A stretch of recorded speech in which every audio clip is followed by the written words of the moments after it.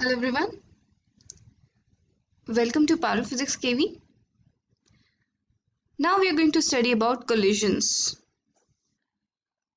A collision is an event in which two or more bodies apply a relatively strong force on each other. As you can see in this image, two bodies are coming, now they collide. इस event को बोलते हैं हम collision. और इस collision के दौरान ये एक दूसरे पे बहुत strong force लगाती for a very short moment of time.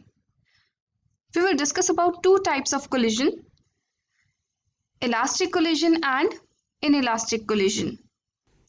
Let's discuss about elastic collisions first. It is a collision between two or more bodies in which kinetic energy of the system, linear momentum of the system and total energy of the system remains conserved. एक ऐसा collision होता है दो objects के बीच में, दो bodies के बीच में, जिसमें system की kinetic energy conserve रहती है, system का linear momentum conserved रहता है और system की total energy भी conserved रहती है.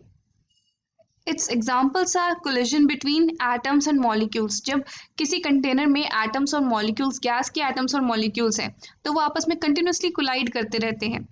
उस तरीके के collision को हम बोलते हैं elastic collision. When two billiard balls collide with each other. जब हम बिलियर्ड या स्नूकर खेलते हैं तो उस केस में जो बॉल्स होती हैं आपस में कोलाइड करती हैं, अगर बहुत स्मॉल स्पीड से कोलाइड कर रही हैं, देन उसमें कोलिजन जो होता है वो यूजुअली इलास्टिक कोलिजन होता है.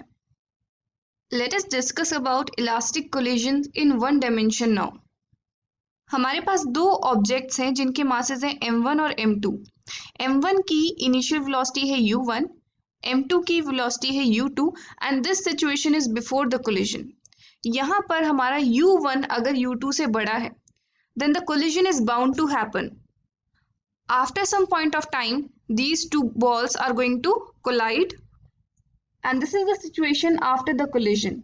यहाँ पर इन दोनों की velocity अब change हो गई है. Let us suppose m1 की velocity है अब v1 और m2 की velocity है v2. Now, according to the principle of linear momentum conservation, the total momentum of the system before collision is equal to the total momentum of the system after collision. This implies m1 u1 plus m2 u2 is equal to m1 v1 plus m2 v2. Here this is the total momentum of the system before collision and this is total momentum of the system after collision. If kinetic energy of the system is conserved, then we can write half m1 u1 square plus half m2 u2 square. This is the initial kinetic energy of the system before collision, and after collision the kinetic energy is half m1 v1 square plus half m2 v2 square. Now let's rearrange these equations a bit. अगर हम इसको rearrange करते हैं हमें मिलेगा m1 u1 minus v1 is equal to m2 v2 minus u2. Similarly, इस equation में all the halves gets cancelled and I will get this equation upon rearranging. So let this be my first equation and let this be my second equation. Now अगर मैं 2 को 1 से divide करती हूँ तो मुझे मिलेगा 2 divided by 1. I'll get this और यहाँ पर m1 कैंसिल हो जाता है, m2 कैंसिल हो जाता है and by applying the identity a square minus b square is a plus b, a minus b. So one term gets cancelled and I will get u1 plus v1 is equal to v2 plus u2, or I can write u1 minus u2 is equal to minus of v1 minus v2. Now this gives me the relative velocity of one with respect to two. So we can say relative velocity of a body with respect to another body before collision and after collision are equal in magnitude but opposite in direction. Relative velocities का magnitude same रहेगा लेकिन direction opposite हो जाएगी.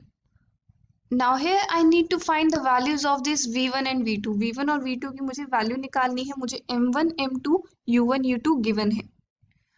Now what I am going to do is I am going to find out the value of v2 from here. v2 will be equal to u1 plus v1 minus u2 and I'll put this value of v2 in the linear momentum conservation equation in this equation first. I will get this और यहाँ से मैं v1 की value निकाल सकती हूँ. Let me open the brackets like this और यहाँ पर मैं v1 की टर्म सेपरेट आउट कर दूंगी. मैंने v1 वाली टर्म्स को लेफ्ट साइड पे रखा है और अब I'll get the final expression for v1. अगर इससे मुझे m1 मास की फाइनल वेलोसिटी मिल गई है तो मैं m2 मास की अगर फाइनल वेलोसिटी निकालना चाहती हूँ, I'll put the value of v1 in this equation. v2 is equal to u1 plus v1 minus u2.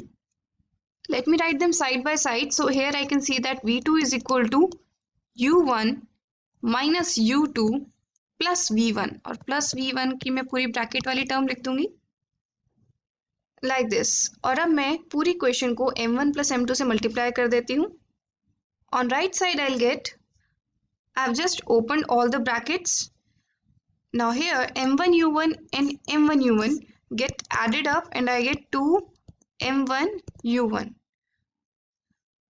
m2 u1 और m2 u1 get cancelled out and here plus 2 m2 u2 minus m2 u2 I'll get plus m2 u2 and I'm left with minus m1 u2. Now let me rearrange, and this is the velocity of the mass m2 after the collision.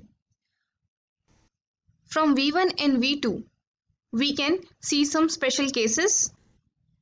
जब दोनों objects का mass same होता है, let suppose m, तो उस case में are expressions for v1 and v2 reduce to v1 becomes equal to u2 and v2 is equal to u1. You can solve this. इसका मतलब हमारी जो m1 m2 की वेलोसिटीज है वो एक्सचेंज हो जाती है, simple. So we can say velocity interchanged or momentum gets interchanged. The second case is when the second body is at rest before collision. Collision से पहले जो second body है वो रेस्ट पे थी. इसका मतलब u2 is 0. Then our expression for velocity v1 and v2 reduce to these two terms.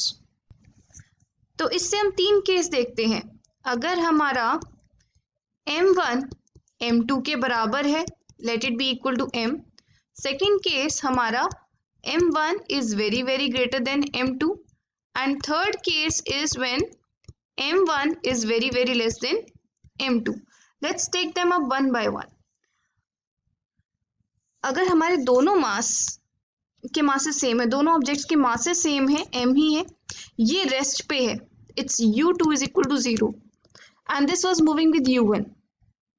Then the value of v1 comes out to be 0 and the value of v2 is equal to u1 if we put the values in this equation.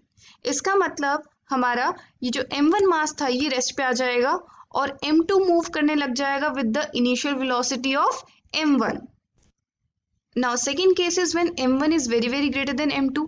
जब भी m1 जो है बहुत बड़ा है m2 से, this is m1 and this is m2, then what happens, let's calculate the value of v1 is equal to m1 minus 0 upon m1 plus 0. क्योंकि m2 बहुत छोटा है as compared to m1, I can neglect it into u1.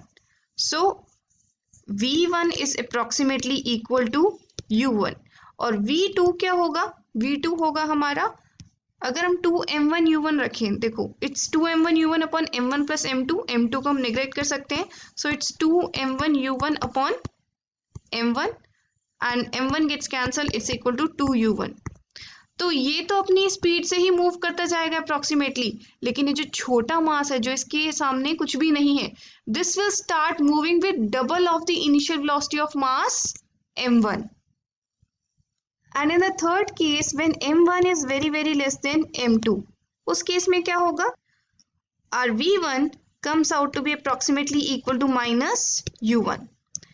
इसका मतलब अगर एक बहुत छोटा ऑब्जेक्ट जाके एक बड़े ऑब्जेक्ट से टकरा रहा है, ये रेस्ट पे है, m2 रेस्ट पे है, m1 मूव कर रहा है विद वेलोसिटी u1, जैसे ही टकराएगा इसकी वेलोसिटी रिवर्स हो जाएगी. अब इसकी वेलोसिटी कितनी है, माइनस u1, तो इसका मतलब सेम स्पीड रहेगी but it will change its direction and हमारा v2 अप्रॉक्सीमेटली 0 ही रहेगा क्योंकि m1 की वैल्यू बहुत स्मॉल है.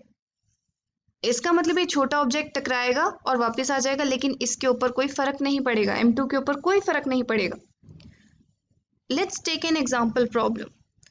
A body of mass 5 kg collide with another body at rest elastically and rebounds with 1/3 of its initial velocity. Find the mass of the body at rest. एक body थी, let us suppose 5 kg की body थी, यहाँ पर question में हमें given है, उसकी वेलोसिटी थी u1, u2 की वेलोसिटी 0 है, हमारी सेकेंड मास की वेलोसिटी 0 है, so I take u2 is equal to 0, इसका मास है m2। जब ये u1 m1 कोलाइड करा m2 से, इसने रीबाउंड कर लिया with the velocity v1 which is the 1/3 of its initial velocity, direction change कर ली। हमें बताना है कि m2 की वैल्यू कितनी है। Here it must be a negative sign क्योंकि इसने अपनी डायरेक्शन चेंज कर ली है, so v1 should be equal to -1/3 of u1।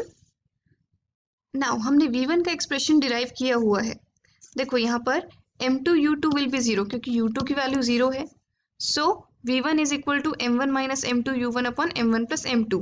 v1 की वैल्यू है -1/3 u1 and it's equal to m1 minus m2 upon m1 plus m2 into u1। Now u1 gets cancelled और हम इसे सॉल्व करते हैं, and on solving I get m2 is equal to 2m1। m1 की value है 5 kg, so m2 is equal to 10 kg. This is the answer to the question. In the next video, we will take up inelastic collisions in one dimension.